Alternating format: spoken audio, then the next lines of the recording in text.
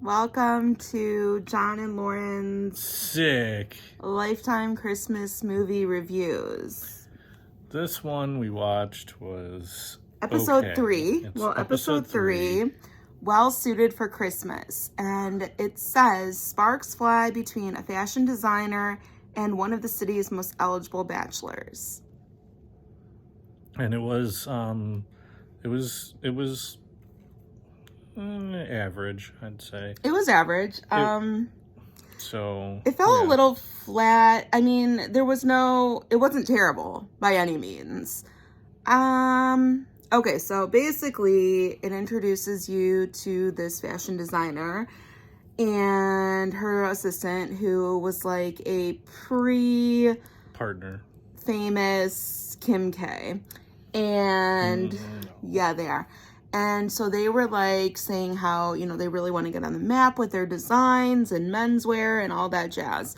And so her style is very like color pops, Palm Springs, patterns, blah, blah, blah. Flashy. She's very flashy. And these are all like men's suits that she designs. And so she got chosen to be one of the designers for this. They live in New York City. Christmas, what is it called? Fashion gala. Where you bid on people for dates. Yeah, bachelor gala thing. Yeah. So they got paired up with bachelors, and then they had to design the suits and then get bid on. And then she would get exposure for her brand. So that's how it begins. And so she goes to, this famous, basically Facebook. It's called like Connection Link or something. Yeah. It's basically Facebook. She gets paired up with the CEO or the founder of that company. And of course, they don't hit it off the bat initially because so she is, very like, I'm a girl. And he is like Christian Grey meets Derek Shepherd. Would you agree? No. She has her style of the colorful, the very bright colors and flair and everything. And he is he literally only wears black. Okay, but I mean like his whole... So his whole thing was, black is traditional. I like it. It's a very manly thing. I like it. It looks good. I don't want to wear colors. So that was the gist of his opinions. Okay, yes, his opinions, but his whole persona is Christian Grey, this guy who you don't really know his past, but he's like the head of some big wig company. He's super rich, but he looks like a taller, younger Derek Shepherd. Okay. He does.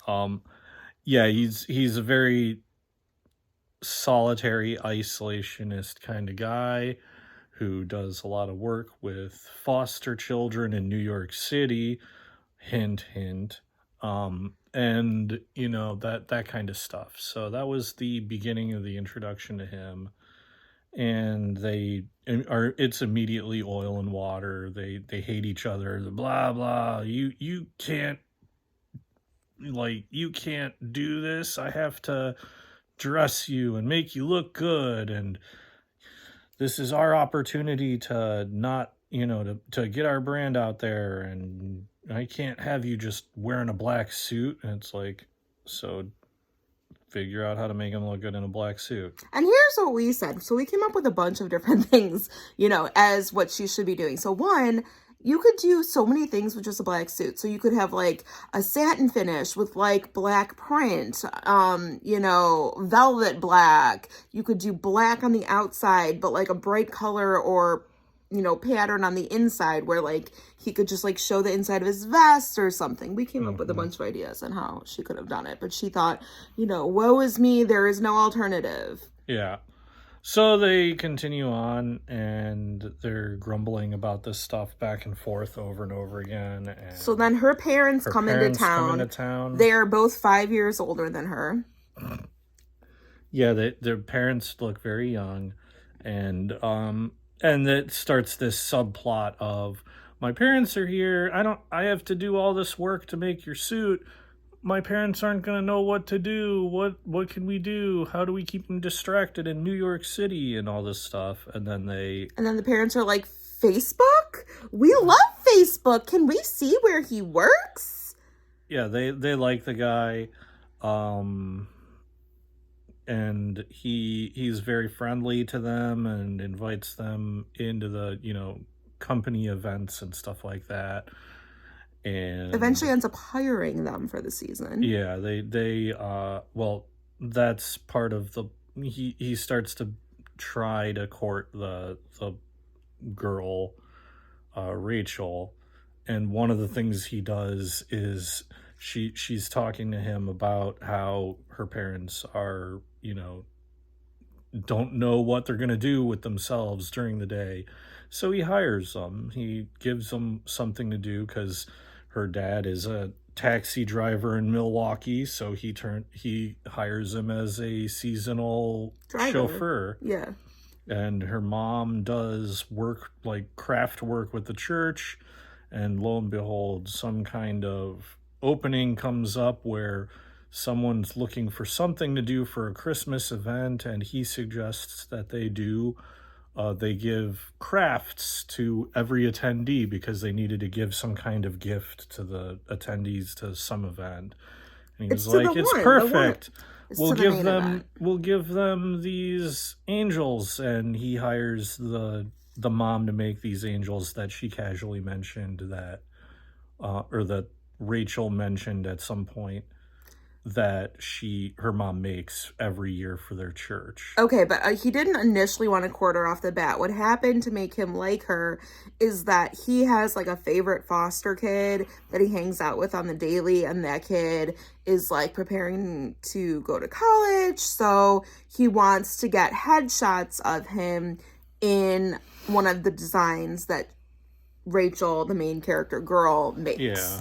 And so she made like, a sky blue, suit for him, and the kid felt super good.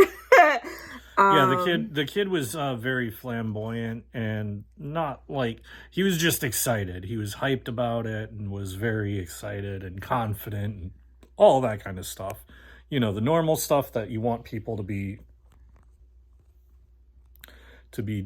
feeling when they're wearing sharp clothes. And so because dress nicely and feel good about it. And so because he felt so good about himself, that kind of made the Christian Grey guy be like, oh, maybe she's not so bad after all. I mean, I don't know. Yeah. So yeah. So go ahead in the next. So then she was stage of the movie. She was kind of like complaining, like, oh, okay. We're gonna time out for a second. Her home in New York City is lovely.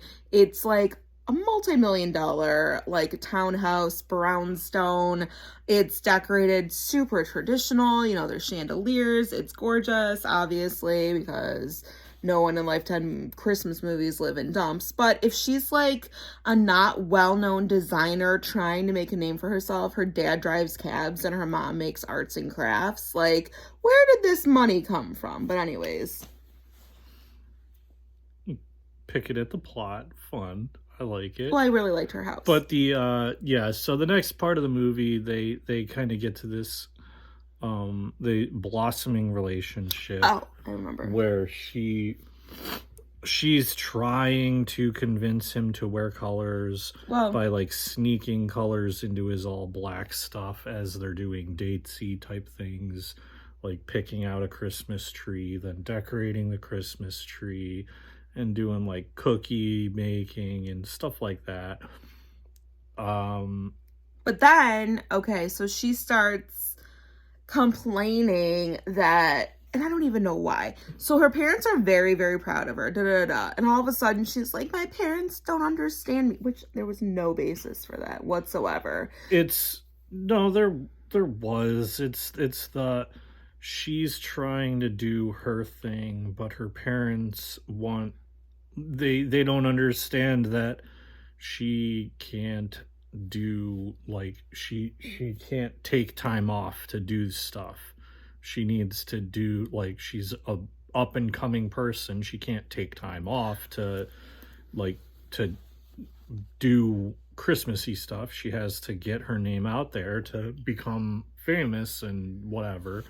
So she's complaining about all this stuff to the guy that they haven't revealed yet is a foster kid. Right. And he was like, And well, at it's least you like, have parents. yeah, Or he basically makes that. a comment like it could be worse. Yeah.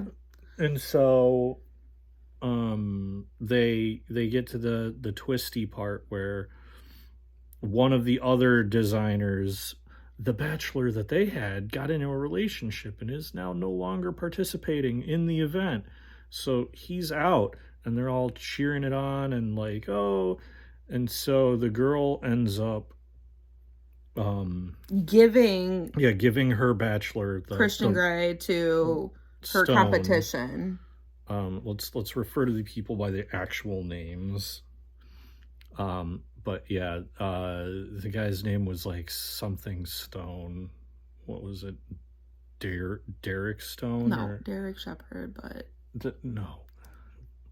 But so she says that her goal, that she would like him to wear the other guy's suit, and she comes up with this plot to get both of their goals met, because his goal was to get keep the attention on his foster care. on the foster charity that he created, and her goal was to get, you know, people to look at her menswear line, which was supposed to be, you know, walking tall for the everyman or something like that. Because in her main thing, which it didn't, whatever, her main vibe about always wanting to have color is because her grandmother in, where was it, El Salvador? Bolivia.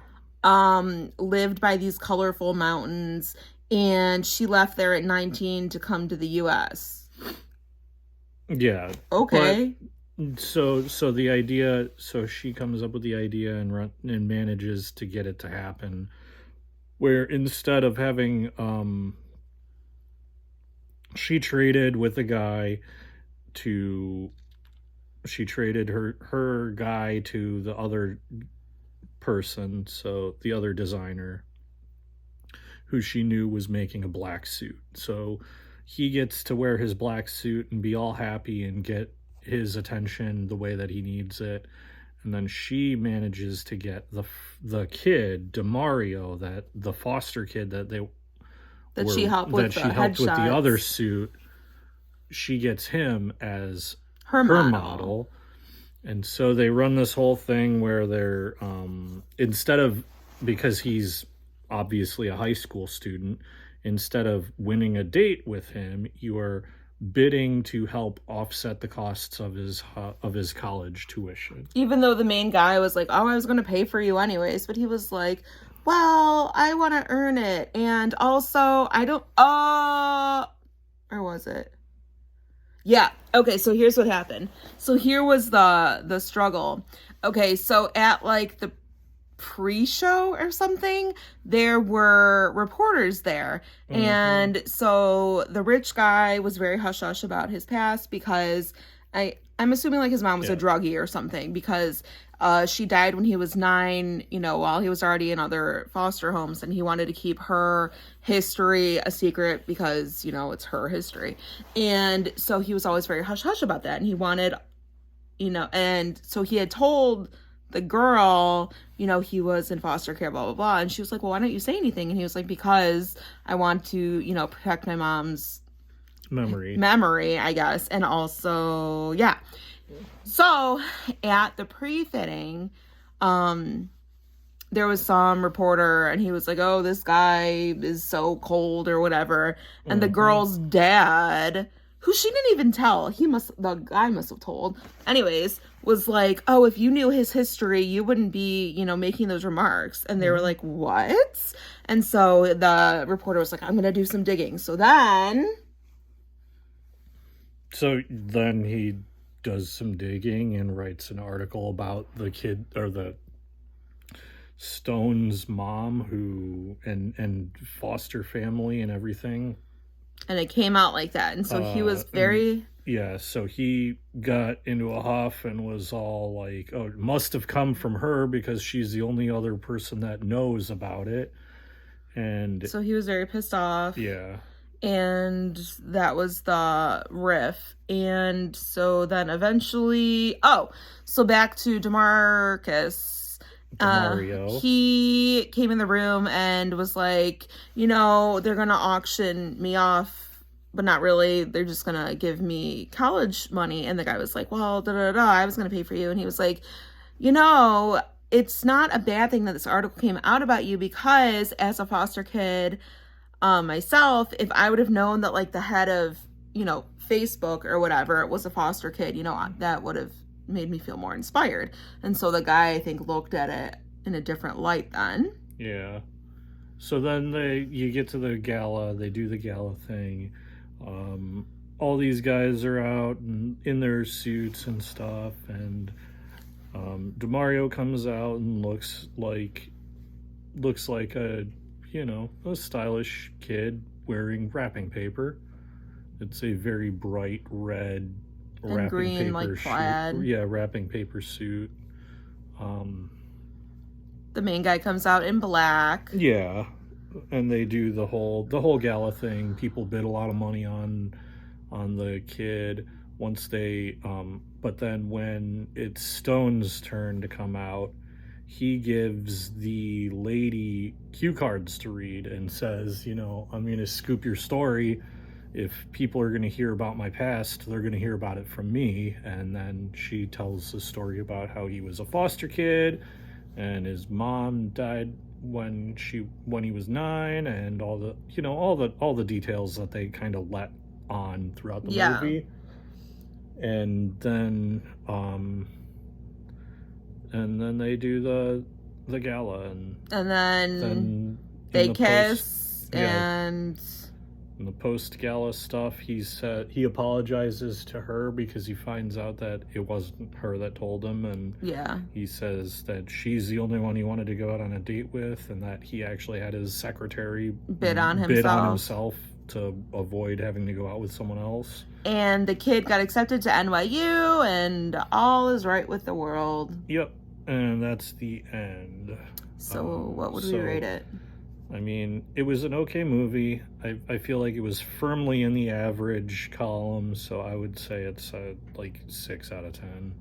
I agree. I think 6 out of 10 as well. Yeah, it was very very generic in the plot line. They really laid it on thick with the here's a girl with a loving family, and here's a guy who's a foster kid, but we're not going to tell you that he's a foster kid. We're just going to show you this drastically different someone who's going to complain about their family being overbearing and loving, which they weren't at all. And then the guy that is like, well, that would be nice, right?